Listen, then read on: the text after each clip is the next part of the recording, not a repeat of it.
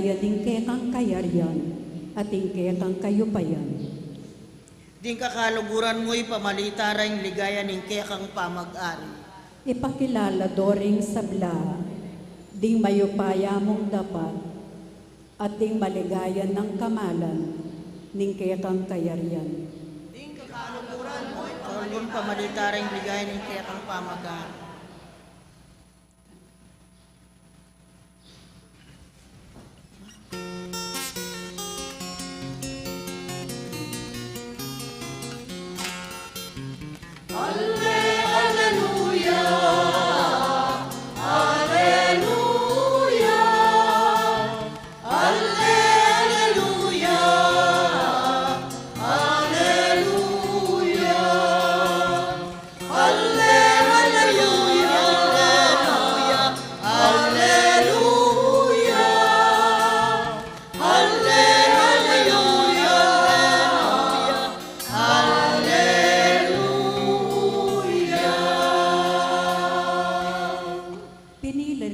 Pinilira kong iba't king yato, nga naning Ginoo, bandungwal kayo, at pasimungo karimbungang manatili. Alleluia, alleluia, alleluia. Alleluia, alleluia, alleluia.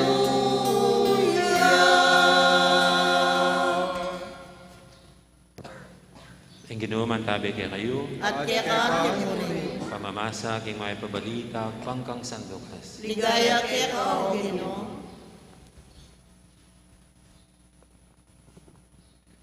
Ang Ginoo may mili ang 70 adwang lalaki at tinipod nung tito-tidwa pan kung tanong mo muna kaya king sablang lugar na punta nanda. Sinabi na karela, ing palutan dakad dapat ing magobra di taklamo.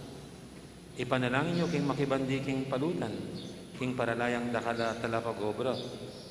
Barang tipunan ing kayang pupul. Dumakad kayo. Ako, tutubod na kayo ang timong tupa, busal ding hasong gubat. Eko magdalang pitaka, o supot magpalimus, o sapatos. At eko tuknang-tuknang tabang dalan. Kapilan man lungon kayo, king meto nga bale, sabihin nyo pa mo, kapayapan, king baliti. Nung ing makatuknang ka rin, paya-paya, manatili ka kaya, ing kapayapan, nung alineman. Ibawi yung binya yung kagalangan kaya. Manatili ko king bale, tanggap kaya kayo. Mangan kayo tinum, king nanumang yampang da kaya kayo. Ulinging magobra, sukat siyang nibayaranan. Eko lipat-lipat tuknangan. Nung munta kayo king isa numang balen at tanggapan da kayo, mangan kayo king yapag da kaya kayo. Pakayapan nyo daring masakit ka rin. At sabihin nyo karela, ing kayarian ng Diyos, malapit na kay kayo.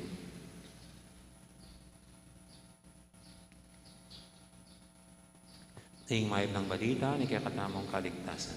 Kapurihan kaya ka, O Kristo.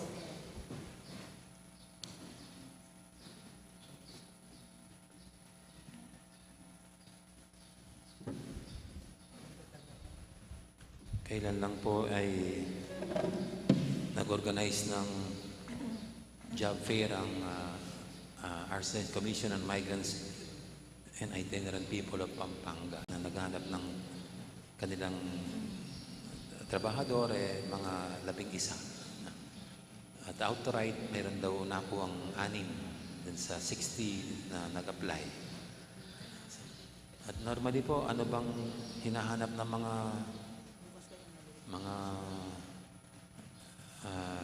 nagtatrabaho dun sa pinapasukan nila?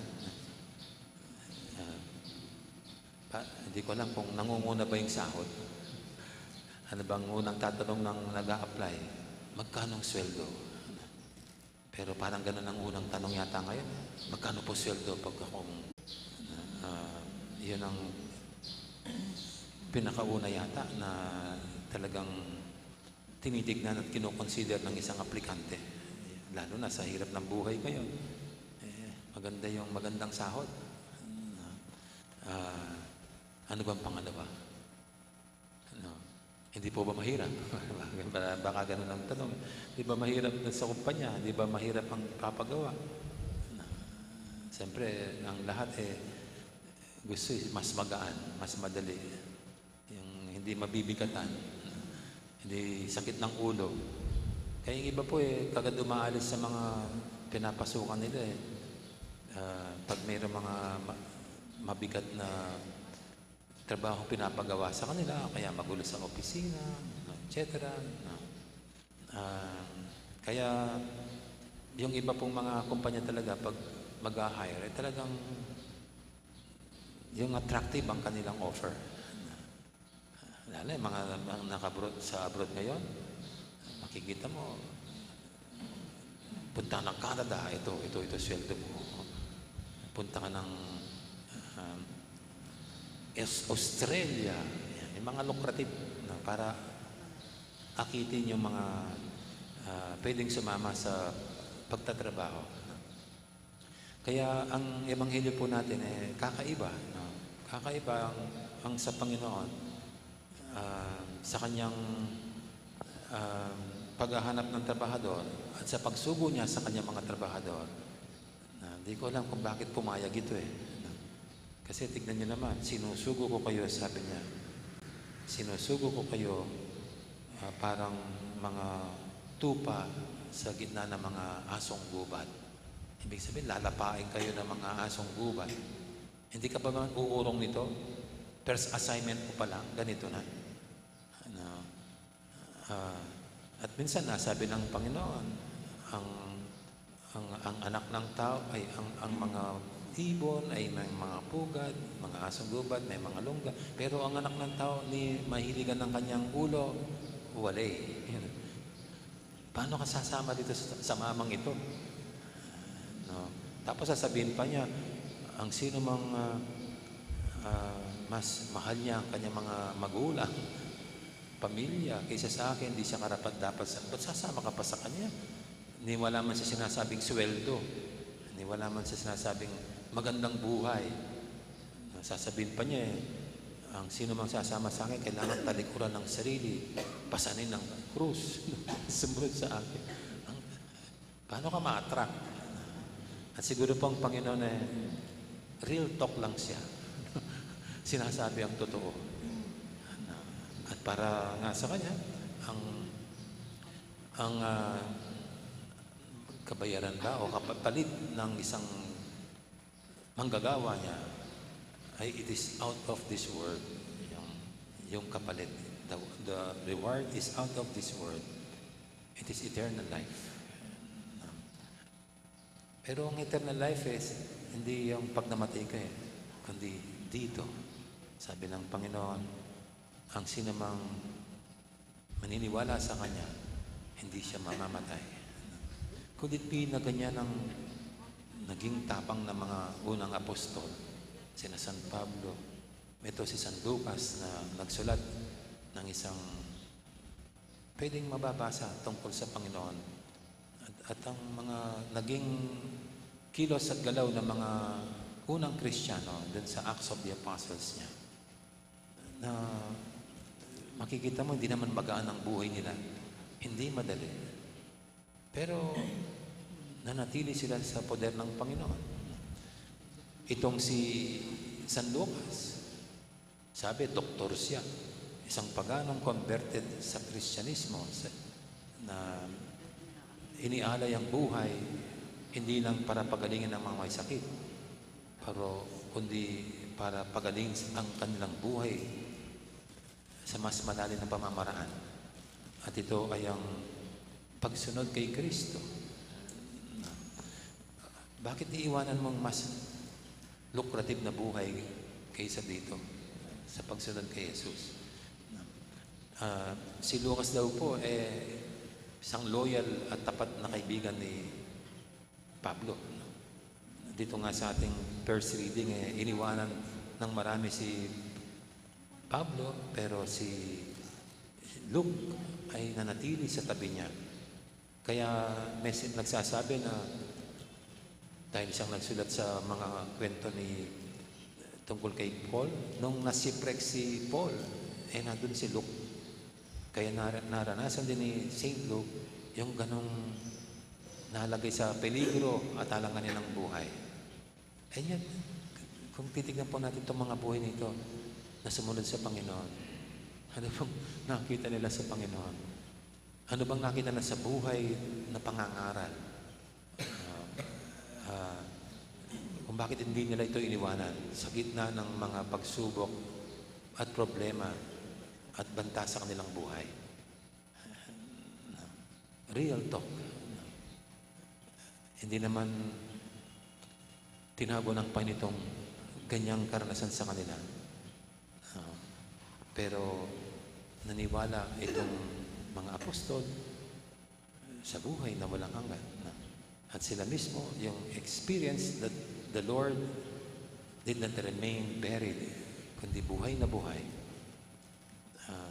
Sa aking pong pagninilay, ito yung lalong nagpatingkad at nagpalalim lalo sa paniniwala at pananatili nitong mga unang Kristiyano sa Panginoon. Tayo rin po. Ito, ano bang hinahabol natin sa pagiging Katoliko, sa pagiging Kristiyano? Is it because binibigay ng Panginoong panalangin nyo, tapos yung nagdasal for 9 days? O kaya natatakot kayong mamalasin? Kasi pag malapit sa Panginoon, mas buenas. Ganun ba yun? What if ganito rin ang naranasan natin? Mga iba't ibang pagsubok, problema, banta sa buhay. Mananatili pa rin ba tayo sa poder ng Panginoon? Well, ito lang po yung mga tanong. Kasi sa atin, magpahanggang ngayon, meron talagang bumibitaw sa Panginoon pag mahirap ng mga sitwasyon. Meron ng tumatalikod pag mga problema na ang kanilang nararanasan. At doon na papasok yung mga classical na sinasabi na kung bakit yung naglilingkod na sila sa Kanya, ay ganun bang nangyayari sa kanila? Isang tanong lang po. Kaya tuloy lang natin ang paghahanap ng kasagutan dito sa mga ganitong tanong. Sa mananatili pa rin ba tayo sa Kanya, sa kabila ng nagkakaroon ng mga dagok sa ating buhay, mga kalamidad, mga problema, tulad ng ginawa nitong mga unang alagad ng Panginoon. Amen. Ngayon po yung ating dulog sa pantay ng ating mga kailingan, tayong lahat na patuloy na binubuksan ng Panginoong kaisipan ukol sa realidad ng buhay na pagsunod sa Kanya. Sabihin natin sa bawat panalangin, Ginoo, paralakang talapagobra, kingkekang pupol. Ginoo, paralakang talapagobra, kingkekang pupul.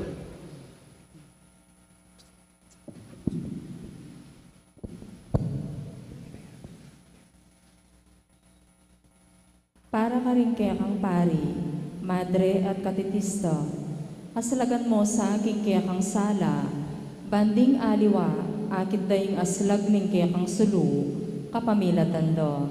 Ipanalangin taking Ginoo. Ginoo, paralakang talapagobra, kingkekang pupul. Para ka ring sabla mong apostol, maging mamulasan ng anting patipati, dapat maingat at magaling kesa ka ring asong gubat. Ipanalangin taking Ginoo. Ginoo, paralakang talapagobra, kingkekang pupul. Para ka ring sablang doktor, siyentipiko at artista, mayagyag lasanang magsilbi kingkekang ligaya, at panimunan do ikakayap ding sablang balayan. Ipanalangin taking Ginoo. Ginoo, paralakang talapagobra, kingkekang pupul. Para ka ring sablang pamilya, manatili lasanang tapat king tagimpan ni karelang lugod, ban maging talapatutulo king ganap mong lugod.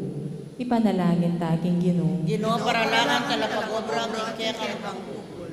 Ngayon ipuwadwan tamo yung sarili tamong kapagnasan.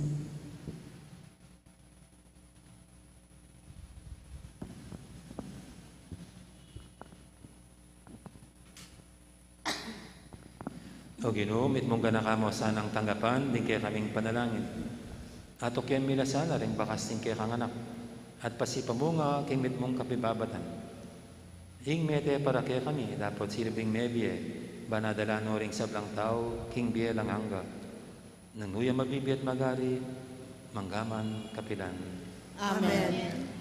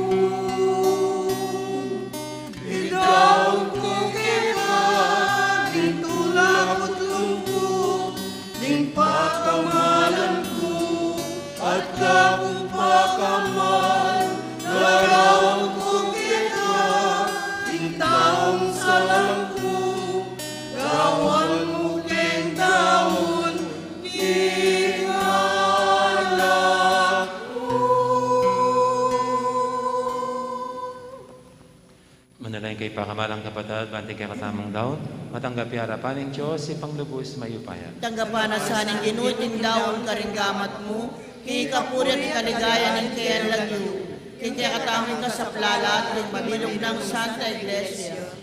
Oy pamimigalang, ding kalam mong iba't banwa, iti mabaro sana ring puso mi, ban makasuyo kay keta. Mananasa ng iting sakripisyong darami, kaniting kapiyasan ng San Lucas, pagkalugno kaya kami ring bagay kaya kaming ikakayap. At tayra na kami kingalanganggang ligaya. Ananuya mag-ari Jesus, manggaman kingalangangga. Itiadan mi, king kapamilatan ng Kristong ginumi. Amen. Ang ginuman tabi kaya kayo, At kaya kanti mo rin, yat nayo rin puso yun. makayat na o king ginu, Pasalamatan tayong Ginoo a Diyos na. iti karapat dapat at matulid. Tunepin, karapat dapat at matuli, ding pasalamatan da kang parati at numang kalinoy pa, Diyos kingalangang gadubos mayupaya.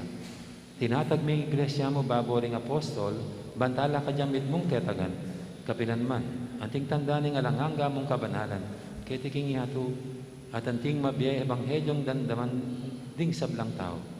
Kambening alang kupa sa lugod, daralit ning alang pandud mong kapuryan, lain makyabe kami, karing sablang poro, ring anghel karing banwa, king daralit ng tagumpe, at ngaming kakanta.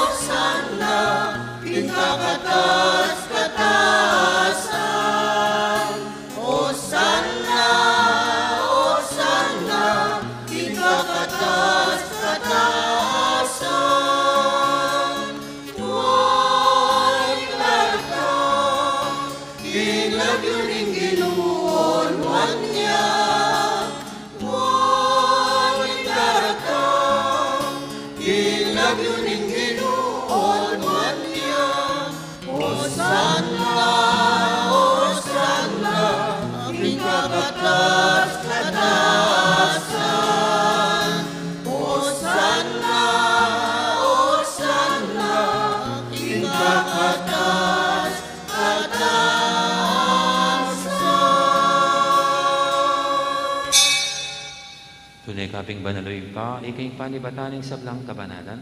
Ulinita pagparalampumi, kabanalan mo sa retingayin king Espiritu, ban para kaya kami, manyalang katawan at daya. ng ginuming Heso Kristo.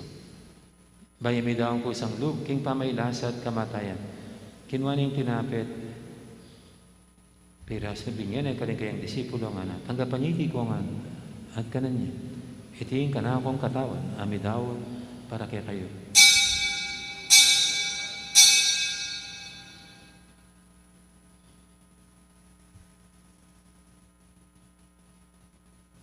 Makanya mo naman kay baning apunan, kinuha niyang kalis, pasibayang pasalamat kaya ka. At binyin yung kalis, kaling kayang disipulo nga na, tanggapan niya iti ko nga, minum ko kaniti. Iti yung kalis ng kanakong daya, yung daya ng bayi talang hanggang tipan. Ang bibubu para kaya kahit para ka rin sa walang tao, bankyat kami patawaran na rin kasalanan. Dapat niya iti bilang kabigaganakan kanako.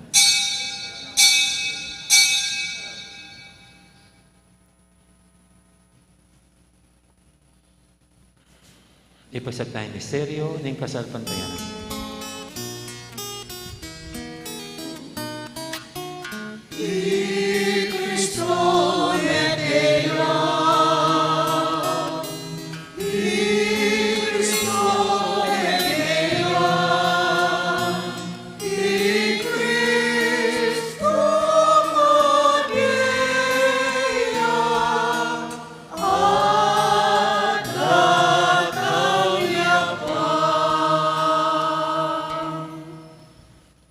Gaganakan mi oy pa, ing kamatay na tama jam din na may biyan ng anak mo. Daram ya kaya kayong tinapi, ning biyan ng kalis, ing kaligtasan. Dayon ming pasalamatan kaya ka, ing pepalyarian mo kaming matampang tada kadarapan mo ba na sumuyo kaya ka. Papakumbaming pagamuha mo, king ikaming ansanang misilusulo, king katawan at dayang Kristo, tipuna na kaming ating metong ning Banal Espiritu. Ganakan me oy pa, ing Santa Iglesia mo makalaganap kimeto yato, ban maganap yung ilugod, kambe ng Francisco kaya kaming Papa, at Florentino kaya kaming Obispo, ading sablang pare. Gana ka mula naman, di kapatad ming pepainawan at maninayang sabing miye, ading sablang mayamo na biye. Tanggapan mo sana, kay maligay mong harapan, pakaluluan mo kengan. Gawan mo kengang karapat dapat magkamiting biya ng hangga. Ban kaya biya ng Maria, imbirhendo ng Diyos.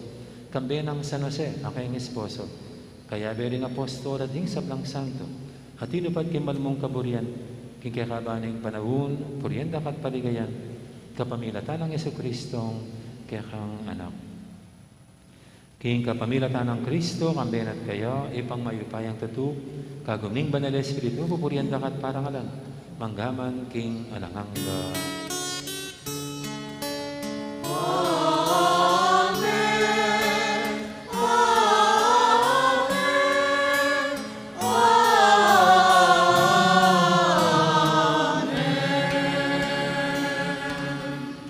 Tamit mong kapanaligan at lugod, kingit pa, karing amanong tiro ng Ginoo kaya katam.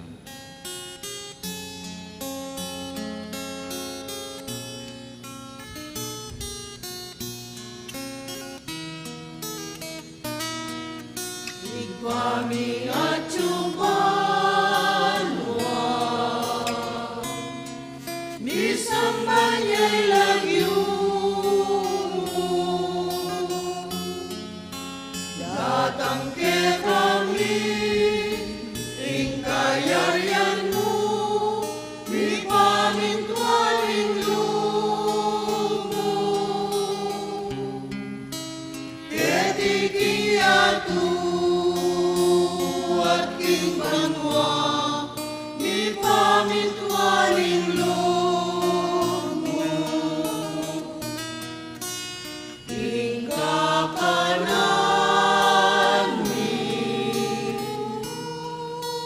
King Along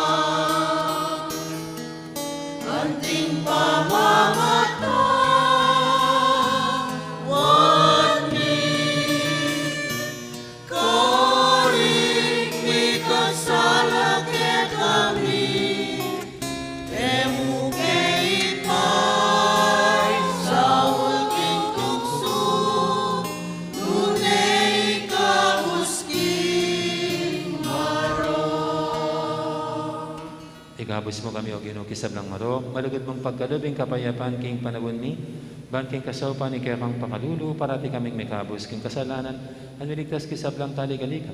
Kabang maninaya kami, kambiyaning maligayang kapanaligan, king panyatang ng Yesu Kristo, kaya kaming kalapangabos. Uling kekain ko, yariyan, ating kayupayan, ating ligaya, magdaman, kingalan O ginaming Yesu Kristo, sinabi ka rin kaya kang apostol, ing kapayapan na lakpang ko kaya kayo, ing kapayapan ko babiya ko kaya kayo. Mo sana babaligdan, di kaya kaming kasalanan, naning laben mo yung kasalpantianan ni kaya kang iglesia. At pamayapan mo yung pambilugan at pangking kaburian mo. Ika mabibi at magari, manggaman, king alanganga. Amen. Ing kapayapan ng ginuman, tabi sana kapilanman kaya kayo. At kaya kami mo. Kung may kakapatid, may pupugayin tamang ining kapayapan. Kapayapan.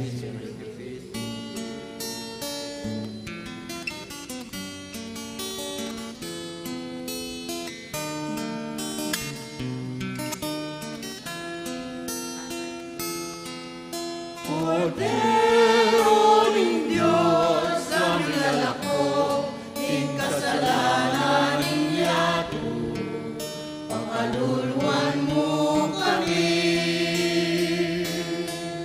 Cordero ng Diyos, ang nilalako, ing kasalanan ng yato, pakaluluan mo kami.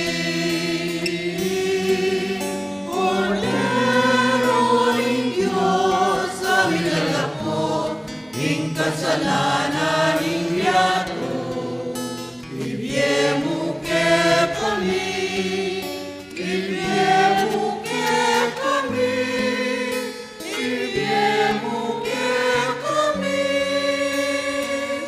ing kapayapan.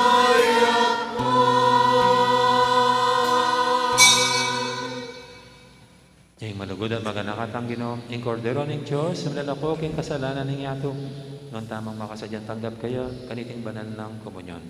Ginoy ako matampang tanggap kaya ka, dapat ikas may nga mano mo, umayap na ako.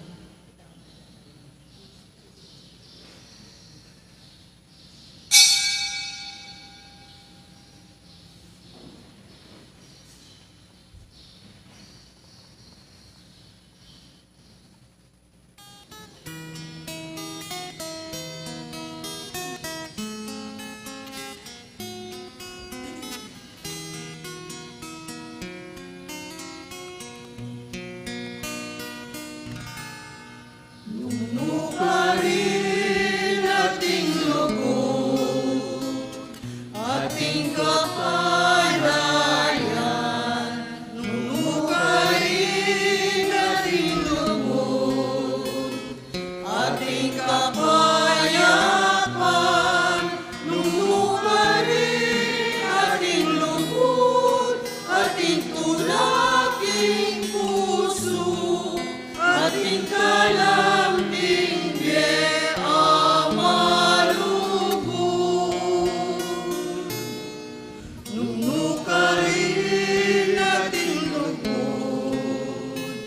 ating katapatan, nunukarin ating lubos, ating katuliran, nunukarin ating lubos, ating diwaking puso, ating kalangking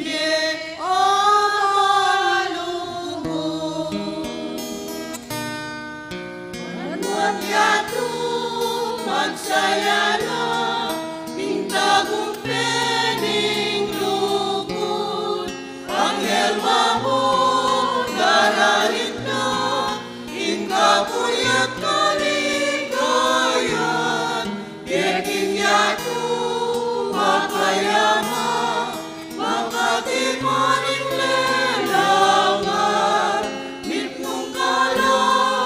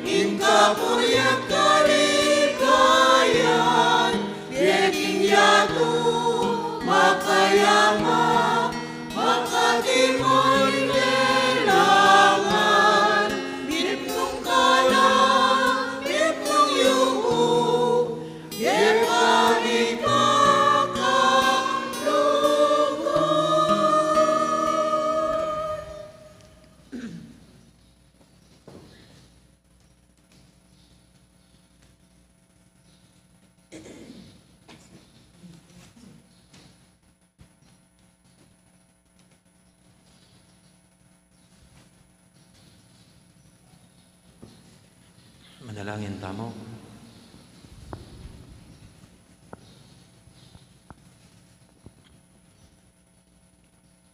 Oy paming malugod, papagbanalan na kesana ni ingay kurisyang tinggap mi, king kaya kang altar, at pasiknanga na kami king kasalpantiana na ing ebanghelyo, mi panaral kapamilatan ng San Lucas.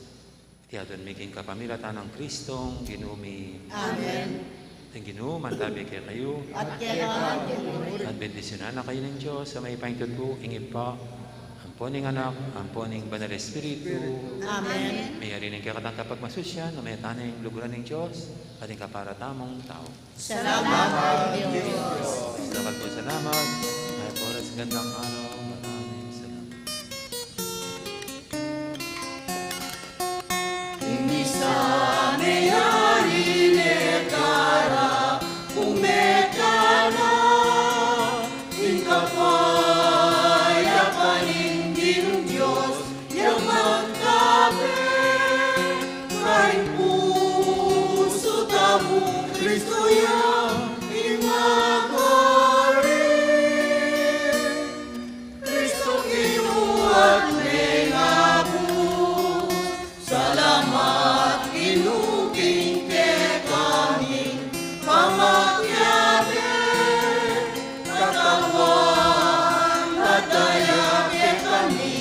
Lampi